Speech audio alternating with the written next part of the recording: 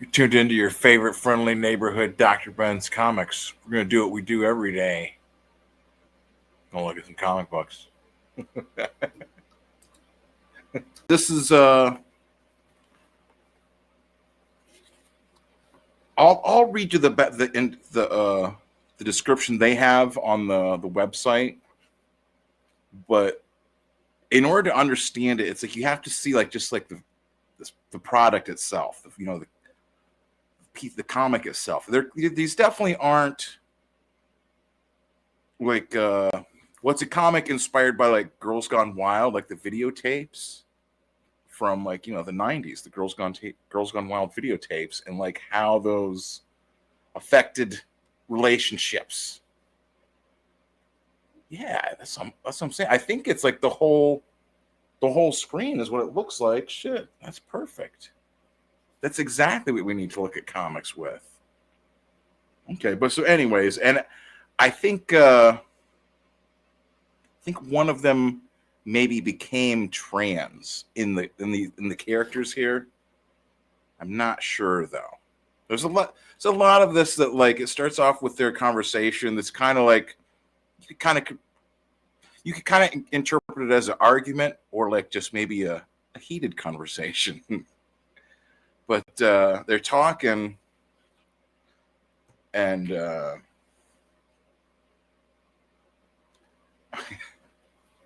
page up here, she says, imitation of life. What? The movie is called Imitation of Life. Do you think I give a fuck what the movie is called? They're having a discussion, blah, blah, blah.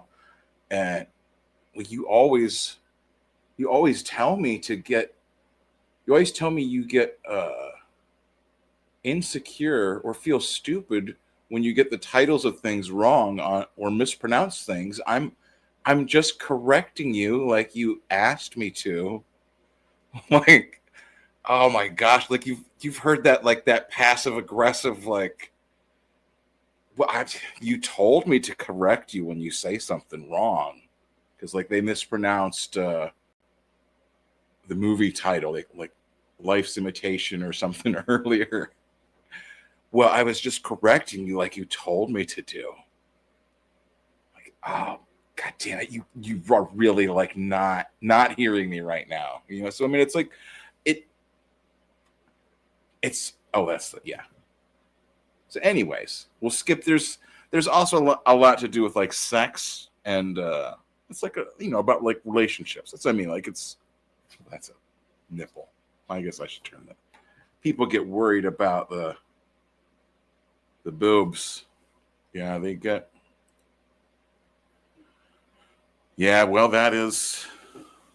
Hopefully, I don't think YouTube's not going to pick up. Who knows? It's a toe right there. Get your boobs. Yes, those are boobs. Boobs on the feet. 5 little boobs on each foot. But you know what I'm saying? Like it feels like it's such a. I'm not quite sure if like the book is like an autobiographical or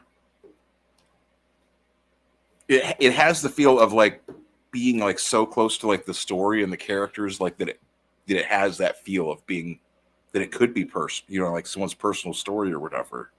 And especially this is one of the things I like to see people doing is like experimenting with lettering.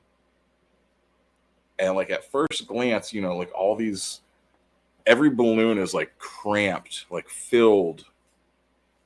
I'll pull this up a little closer there. Filled with words, you know what I mean? Like each, and just cramped, and it gives it like a claustrophobic feeling, or like it feels like you're like almost like a voyeur or something, like watching these other people like have arguments and discussions about their lives, and then it kind of starts to peel back, and it just like I said, it's like exploring like relationships and how sex and like the way people perceive things. At least that's this is what I thought would be interesting, Mike. Yeah, well, yeah, I am a weirdo, yeah, but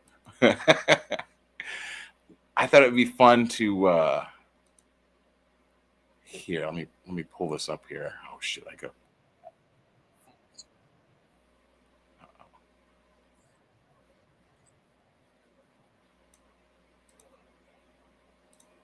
What's that? My crap! I started getting the echo on my side, which would have like completely. Okay.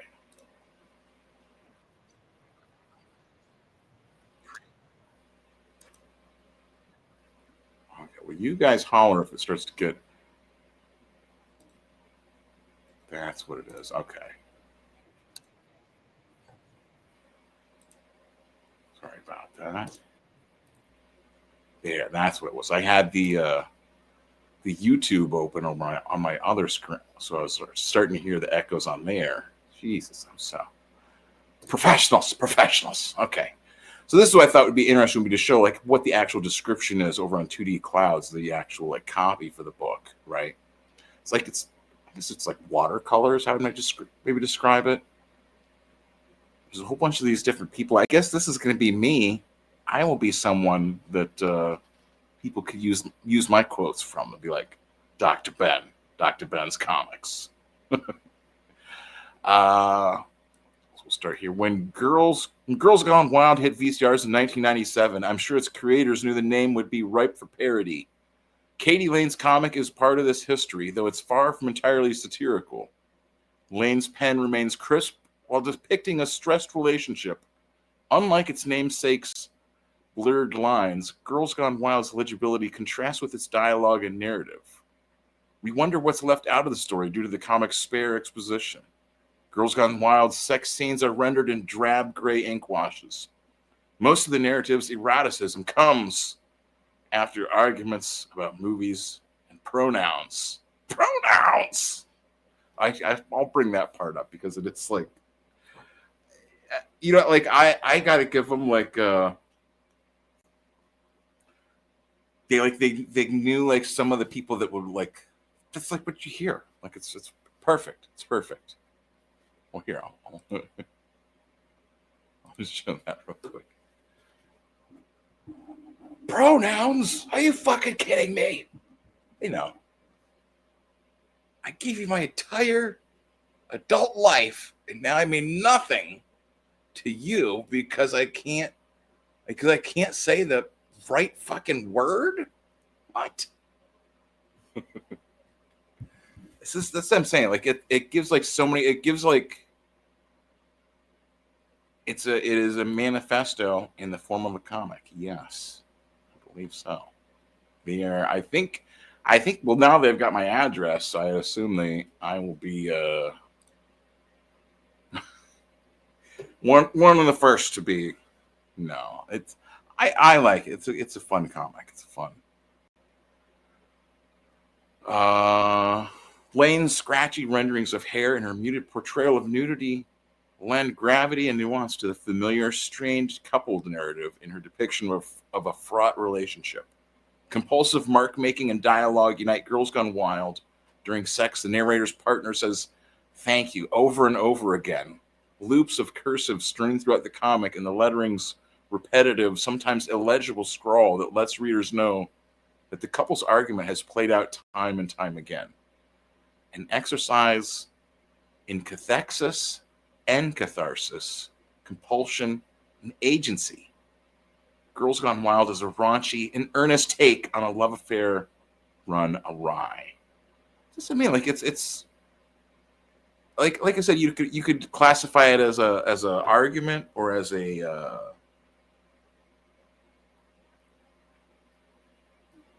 heated discussion, you know. Yes, it does get the button there. There is nudity. It's not like super graphic, like or like not graphic isn't the right word, but it's you know what I'm saying, like it's the same look, I think there's pages over here actually.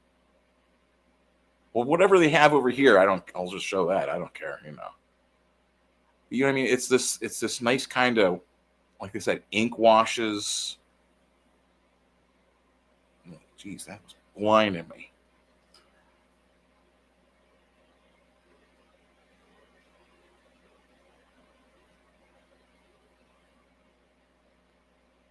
Oh, and then there's this there's a second story as well. It's called I Thought I Was Wrong. Is that what it's called? I Thought That I Was Wrong. Yes. So this is the thing too, is they sent me this this other one, East District. They sent me La Podrosa, E-Girl magazine.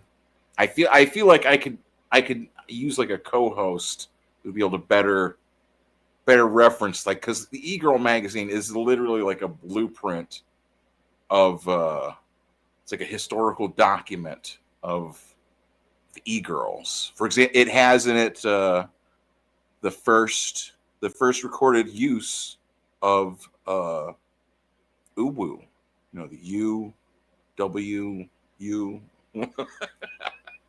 That is documented along with other historical dates in E-Girl magazine. It's a fun. They're fun. I really like this stuff. Like, I'm not saying that just because they sent it to me.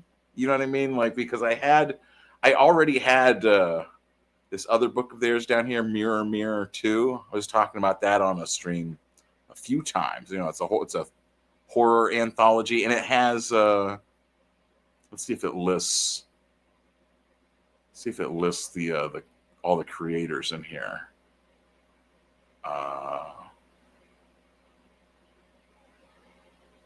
Yeah, it has Clive Barker is in this anthology. Johnny Negrome is in here. Renee French, Dame Darcy, you know what I mean? Like Al Columbia, like people that are like just, underground weird comics, like like, what do they call them? Milestones, or like that mountain. The mount, like what's the name of the mountain that I'm thinking of? Like, who's on your mountain? Yeah. Woo? Yeah, Mount Woo. Simon Hanselman is in there. Like, that's Clive Barker, you know what I'm saying? These guys have got, they're not slouches, these 2D cloud people. They got Clive Barker coming and having comics and pictures drawn in there. He sent some pictures of Meg.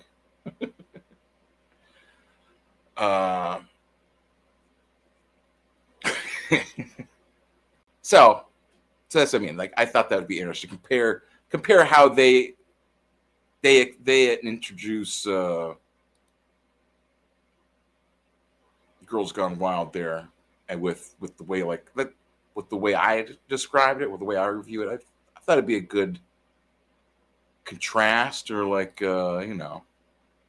Katie Lane. I'll read the creator. Katie Lane is a cartoonist and collage artist.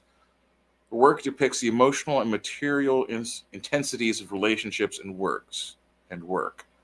Navigating the boundaries of language, personal hardship, and self-criticism, Lane's collage webcomic single-camera sitcom ran from 2018 to 2022 and is being published by Comix Blogger. Her recent pen and ink work in the collections Synchronon. It's been a long day. Perception Through a Gap and Blue Idea orbit sexual experiences and iterations of argumentative moments in romantic partnerships. She's the co-editor of Bernadette magazine along with Angela Fanche. And it's what? It's 28 pages, $7. You know what I'm saying? Like, not a bad price at all. The other one I want to show you is this Comics magazine number 7, which is I just found this